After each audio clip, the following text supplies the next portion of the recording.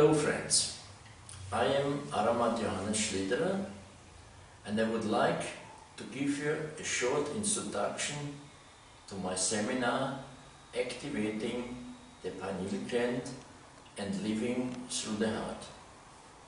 The seminar consists of 3 parts. Part 1, the activation of the pineal gland. Part 2, the healing of emotions. And part 3, accessing the sacred space within the heart. Physically, the pineal gland is perhaps the smallest organ of the body. It is the size of a pea and the shape like a pine cone.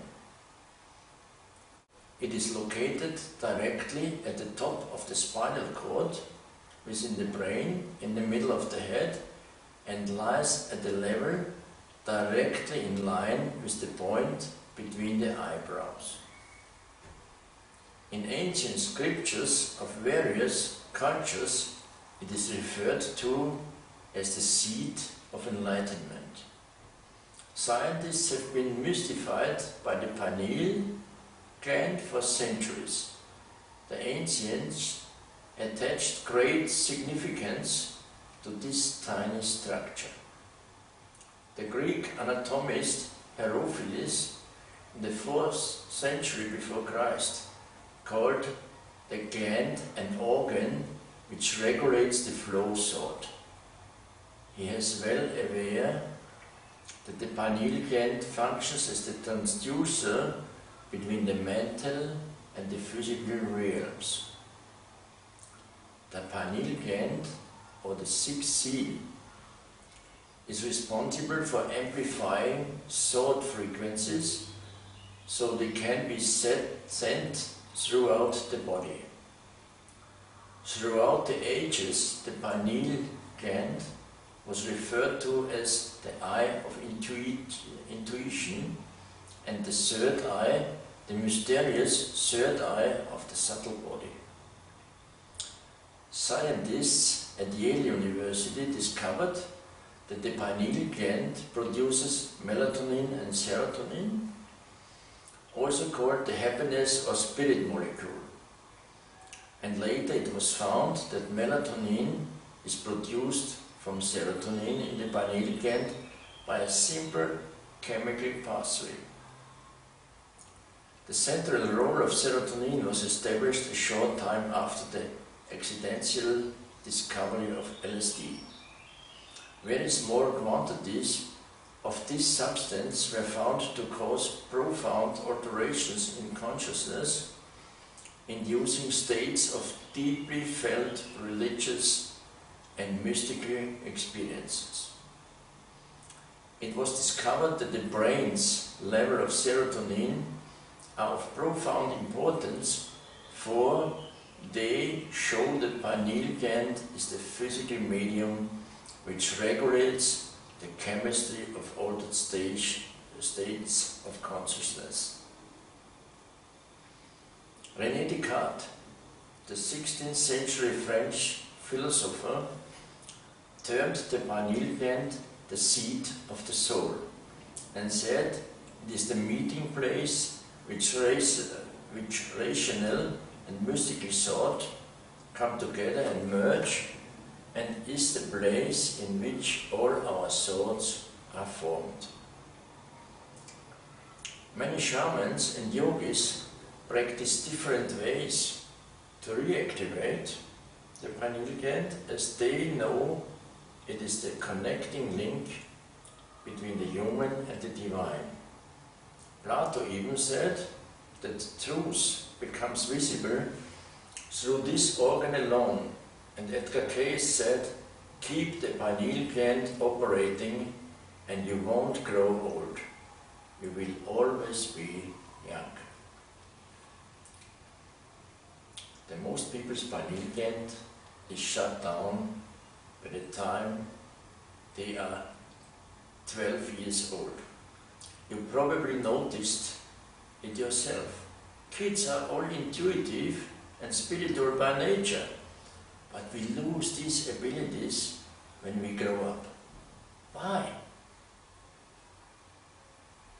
One of the problems is the classification of the pineal gland. Toxins like fluorides, chlorine, pesticides create classification which greatly diminishes the proper function of this gland. The pineal gland represents the point at which the body receives energy from the universe that keeps your lives sustained, the main access point between the astral body and the physical body. Its function in the brain is essential to our very consciousness. Without awareness of the universe, you have no point of reference at which you have self-awareness. Without self-awareness, you have neither consciousness nor logical thought. In the seminar, we are focusing the activating of the pineal gland and how to remove the crystallized deposits around it. This will restore its correct function and probably lead you to finding an entirely new direction in one's life. By reactivating the pineal gland and opening the third eye, we greatly expand our state of consciousness because the pineal gland is the central point of our spiritual guiding system, which makes us go beyond five senses of rationality and become multisensory beings, tuned into and aware of higher dimensions of consciousness with a holographic cosmos. Once the pineal gland is reactivated, then the sixth chakra, also called the spiritual eye, or the third eye, is open. And it is here that we begin to experience formless consciousness, ESP, intuition, seeing beyond the five senses. This is the hard drive of the physical body, which stores and distributes vital information to all the cells in the body and enables us to connect with spiritual dimensions. I will show you how to utilize the Kundalini energy. This is the most important step in the activation process because the pineal gland corresponds with divine thought after being touched by the vibrating light of the Kundalini. This step reactivates the rays of light which the pineal gland emanates. When your pineal gland is active, clarity of mind is a regular and natural state for you. It gives you a powerful presence in this world. You don't need any external means to stay sharp and clear.